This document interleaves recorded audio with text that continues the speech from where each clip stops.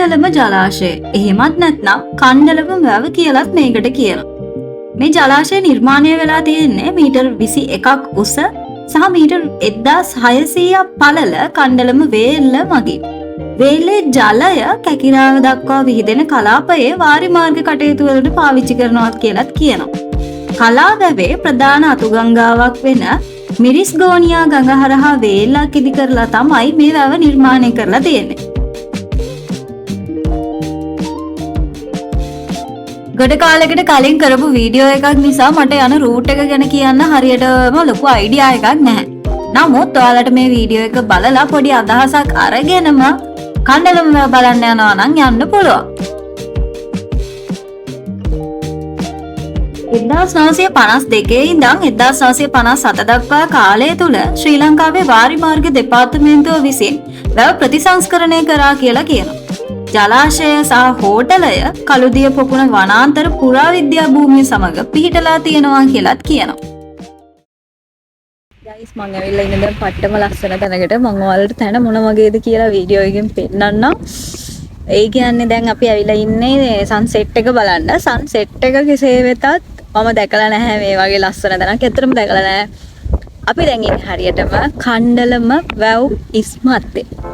ඇත්තටම සමහර වෙලාවට එක දෙයක් නිසා ජීවිතේම කලකිරෙන්න පුළුවන්. ඒක හරිම පුංචි දෙයක් වගේ අනිත් අයට පෙනේ. හැබැයි තුවාලේ තියෙන මිනිස්සයාට තමයි ඒකේ ඇත්තම වේදනාව දැනෙන්නේ. ඔයා ඕනකට වඩා හිතනවා කියලාත් කියයි. හැබැයි ඒ දේ ඒ කෙනාටම වුණොත් කලකිරීම මොන වගේද කියලාත් තේරෙයි. ඔයා ප්‍රතික්ෂේප වෙන තැන්, ඔයාව මගහරිනවා කියලා දැනෙන තැන්, ඔයාව ගැලපෙන්නේ නැහැ කියලා හිතෙන තැන් වගේම ඔයාව ස්ට්‍රෙස් කරවන තැන්. පුළුවන් නම් ඉග්නෝර් කරන්න. දෙපාර තුන්පාර ආය එකම දේ වෙනකොට ඒ තැනින් හෝ ඒ කෙනාගෙන් අයින්ම වෙලා යන්න බලන්න. තීරණ ගැනීම ඔයා සතු වෙද්දී තව කෙනෙක්ට වැරද්ද බාර දෙන්න බෑ නේද? මඩි පේනවා මගේ කැප් එකෙන් පේන්නේ. sleep in soldiers mountain එක පේනවා. හරිද? ඒකට එහෙම කියනවා. ඊගා සොල්දාත් එක පේනවා මේක පේනවා. එතන ඉන්න චුටි කියන්න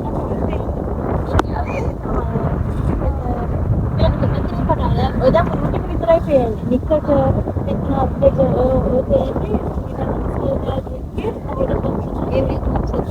මේ සෙට් එකම එකතු අර අතර නහය කියලා උඩට වගේ තියෙනවා. උතර මෙහාට තව දෙකක් දෙකකින් කැප් එක. ඒක උඩටම පේනවා අපිට ලව් වන්ටද. ගයිස් ලංකාව කියන්නේ පුදුම තැනක්, පුදුම ලක්ෂණක් තියෙන තැනක්. ඔයාලා කොහේ රටක ගියත් මම දන්නවා ඔයාලට ලංකාවේ ඉන්න බැරි නම් ඔයාලා රටවල් වලට හරි ගිහිලා ජීවත් වෙන්න උත්සාහ කරනවා. කමක් නැහැ. හැබැයි අනිවාර්යෙන් මේ ලංකාවේ තියෙන සුන්දරත්වය විඳලා යන්න. මොකද කවදාක හරි පසුතැවීමක් තියාගන්න හොඳ නැහැනේ. ඉතින් එන්න අපි දැන් ඉන්නේ මේ දඹුල්ලේ කණ්ඩලම වැව් ඉස්මත්තේ. පුදුමාකාර ලස්සනක්, පුදුමාකාර නිසංසල බවක් තමයි හිතට දැනෙන්නේ. ඉතින් අනිවාර්යෙන් එන්න ඇවිල්ලා විනෝද වෙලා යන්න මේ පරිසරය ඒ වගේම ලස්සනට තියාගන්නත් මට පොරොන්දු වෙන්න. ජීවිතේ කියන්නේම ප්‍රශ්න පත්‍රයක්. දවසින් දවස අලුත් ප්‍රශ්න එකතු වෙනවා. දවසින් දවස අපි ඒවට උත්තර ලියාගෙන යනවා. සමහරක් උත්තර හරි, කලාතුරකින් උත්තරයක් දෙකක් වරදිනවා. ජීවත් වෙන මිනිස්සුන්ට ජීවත් වෙන්න බලාපොරොත්තුවක් ඕනේ. ඇත්තටම අපි මැරිලා නැහැ. තාමත් අපි පණ පිටින් කියලා දැනෙන්නේ අන්න එතකොට. අයිස් ඒජ් එකේ වෝල්නට් එක පරිස්සම් කරන්න සංගලන සතා වගේ අපිත් හැමදාම මොකක් හරි දෙයක් පස්සේ බඩ ගන්නවා. ඒ අස්සේ Taman වල්ලූරුණින්ද අලියෙක්ද කියලා අඳුරගන්න බැරුව ලත වෙන මිනිස්සුත් ඉන්නවා.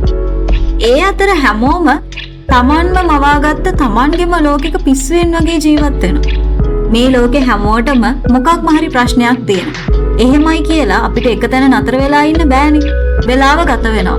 තව ප්‍රශ්න පත්‍රේ පිටු ගානකුත් ඉතුරුයි. ඇත්තටම ජීවත් වෙනවා කියන්නේ ඉවසනවා කියන එක නෙමෙයි. අපි ඉවසන නිසායි ජීවත් වෙන්නේ.